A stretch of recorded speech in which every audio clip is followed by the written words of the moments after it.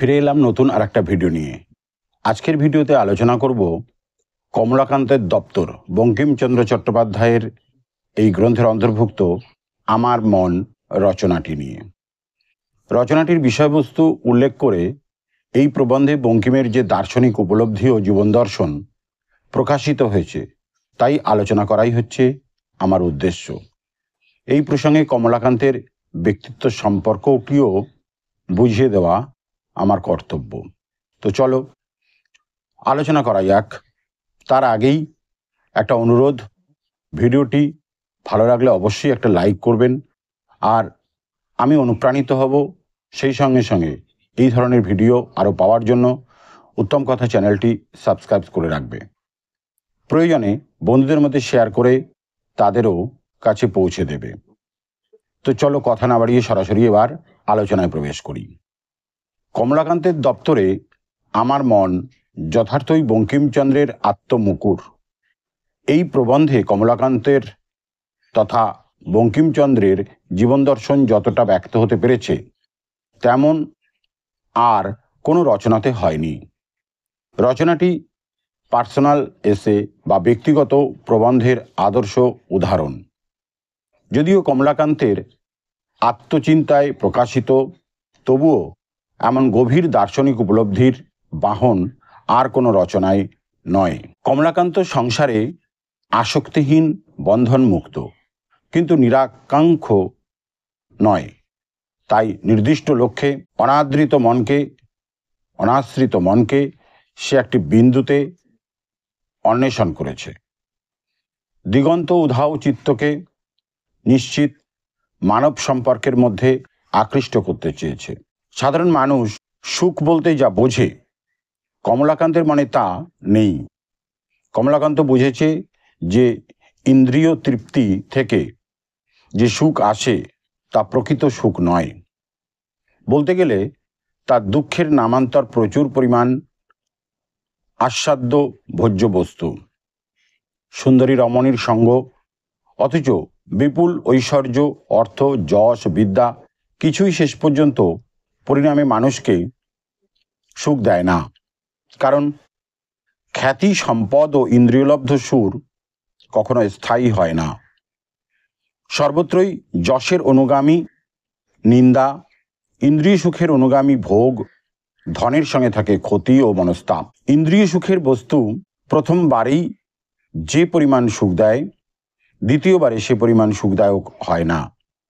ক্রমে তা অভ্যাসে পরিণত হলে তা থেকে সুখ পাওয়া যায় না। তাতে সুখ থাকে না, কিন্তু তা থেকে দুটি অসুখের কারণ সৃষ্টি হয়।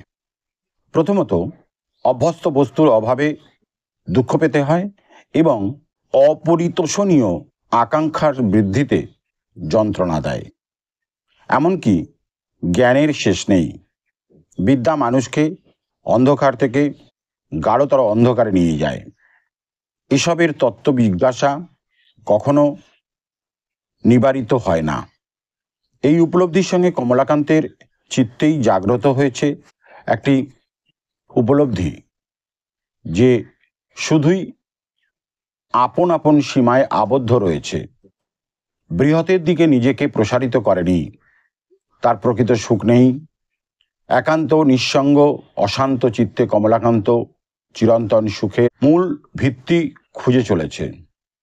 এক প্রশান্ত দার্শনিক প্রগাঢ় বোধে তার চিত্ত স্থিত হয়েছে। পরের জন্য আত্মবিসর্জন ভিন্ন সুখের কোনো দৃঢ় স্থায়ী ভিত্তি নেই। অন্য যেসব কমলাকান্ত লৌকিক সুর ও ধন, সমৃদ্ধি, যশ বা ইন্দ্রিয়লব্ধ স্থূল বিষয়, তা যেমন মর্যাদাহীন এবং ক্ষণস্থায়ী, কমলাকান্ত তার প্রত্যাশী নয়। পরোক্ষপরতার এক গভীর আকাঙ্ক্ষায় তার চিত্ত ও মন উদ্বোধিত।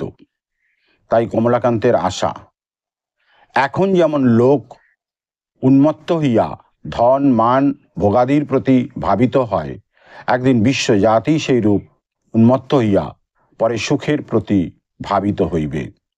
আমি ভাবিয়া ছাই হইব, কিন্তু আমার এই আশা একদিন ফলিবে।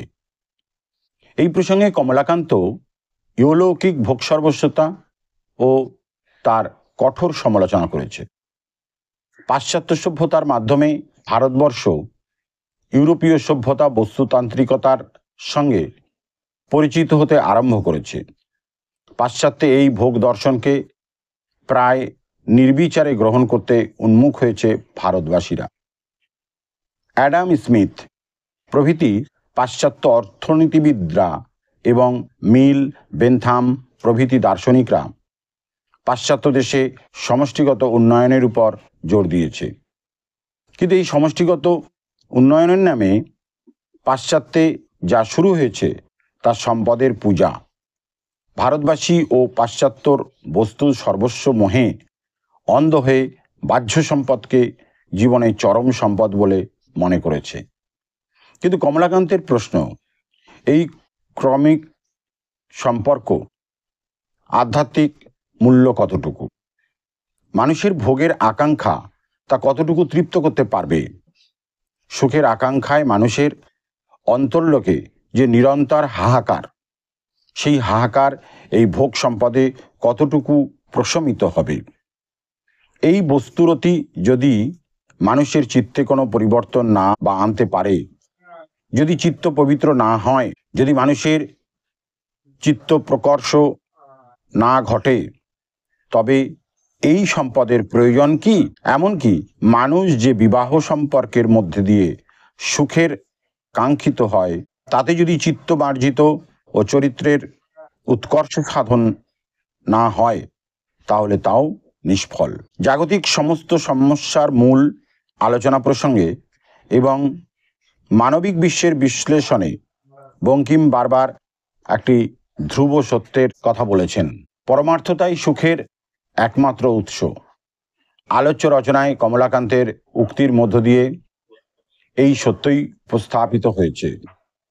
আত্মিক ঐশ্বর্যে শক্তিশালী হলেই তবে সুখের অধিকার জন্মে এবং মানব জীবনে তাই চরম লক্ষ্য বলে এই চরম লক্ষ্যের পন্থা হল আত্মতৃপ্তির প্রচেষ্টা ত্যাগ করে পরার্থে সামগ্রিক কল্যাণ কামনা। আলোচনা। কমলাকান্তের দপ্তরের অন্তর্গত আমার মন সন্দর্ভটি একটি দার্শনিক সন্দর্ভ। কমলাকান্তের নেশাগ্রস্ত মনের চিন্তার মধ্য দিয়ে এটি উপস্থাপিত হলেও আলোচ্য রচনাটি যুক্তিক্রমে বিচারে বাধা।